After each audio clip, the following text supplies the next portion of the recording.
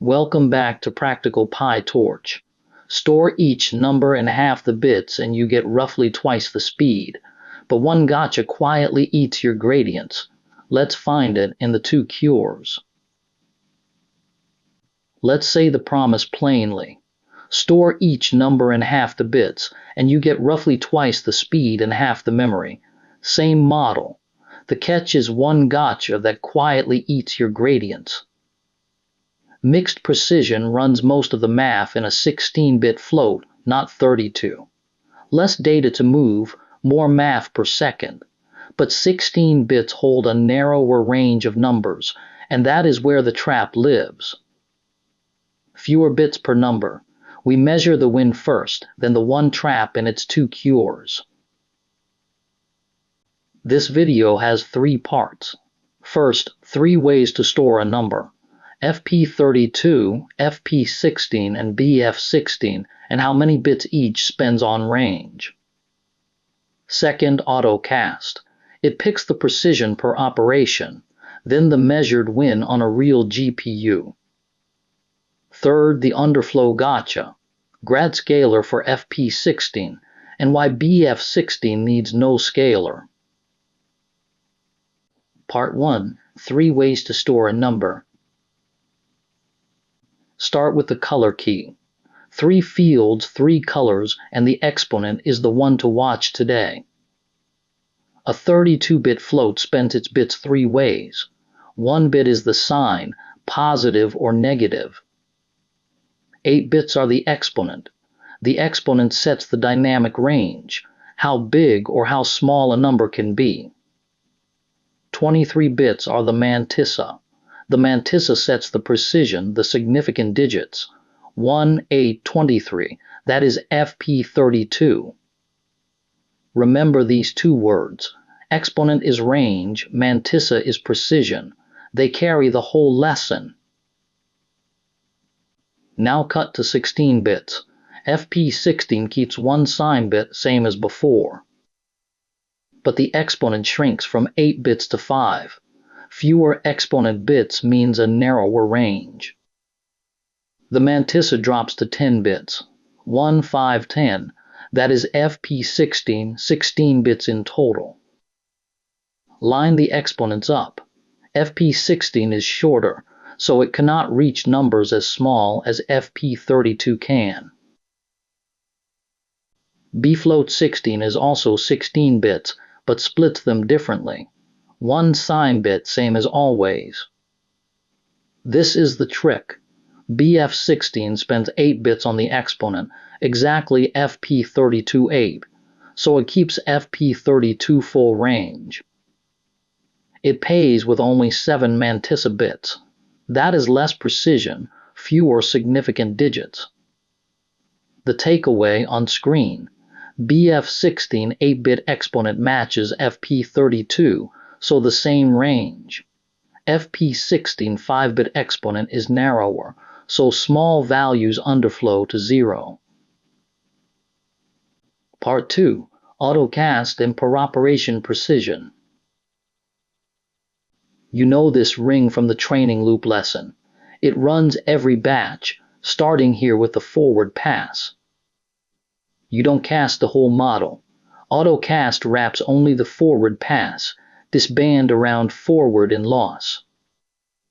Inside the band it picks precision per operation. Matmuls and convolutions run in FP16 for the Tensor Cores. Sensitive ops like reductions stay in FP32. Automatic op by op, and you never cast by hand. AutoCast is one context manager. Right, with torch.autocast on CUDA D-type float 16. Inside the block, run the forward pass and compute the loss. Only the forward is wrapped. Backward and the steps stay outside. One with block around forward and loss. That is the whole change for the forward half. The backward half needs one more piece. Was net 50, batch 128 on a real GPU. The left panel is step time. FP32 is 626 milliseconds. FP16 drops to about 330. BF16 is about 343. The right panel is peak memory. FP32 is about 11,000 megabytes. Both FP16 and BF16 fall to about 5,800. So FP16 is 1.9 times faster, BF16 1.83, memory cut to about half. The speed comes from the Tensor Cores. The memory comes from fewer bits per number. Now swap ResNet 50 for a tiny small CNN on 32 by 32 images. The win inverts. FP32 takes 1.56 milliseconds. FP16 takes 2.29, that is 0.68 times slower. BF16 is also slower. Memory still drops from about 73 megabytes to 51. But at this size the model is compute trivial. The Tensor Cores have too little work to pay back the FP16 cast. Mixed precision helps real-sized models, not tiny ones. Part 3. The Gotcha Underflow. Watch the gotcha live. Feed the value 10 to the minus 8 into each format.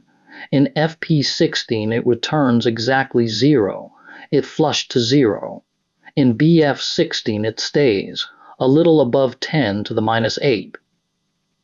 Why? FP16's smallest positive number is about 5.96 times 10 to the minus 8. So 10 to the minus 8 falls off the bottom. A zero gradient is no update, so the model silently stops learning. BF16 keeps FP32 range, so it holds the value. The autocast band is still here from part 2. What is new is one tool, the GradScaler. It joins the loop at 2 points. First badge on backward. The scaler scales the loss up before backward. Now every gradient lands above FP16 floor. Second badge on the step. The scaler unscales the gradients before the optimizer step, so the update is the right size. One tool, 2 touch points. Scale up to survive FP16, then unscale for a correct step. 3 lines wrap the backward half. Make a scaler once with torch.amp.GradScaler on CUDA. Then route the backward and the step through it. Scaler.scale of loss, then backward. That scales up. Scaler.step unscales, then steps. Scaler.update adjusts the scale factor for next time.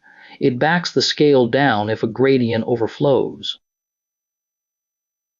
Recall the bit strip. BF16 keeps FP32 a bit exponent, so it has FP32 full range. A 10 to the minus 8 gradient never falls off the bottom. There is nothing to rescue. So switch the D-type to bfloat 16 and drop the scaler.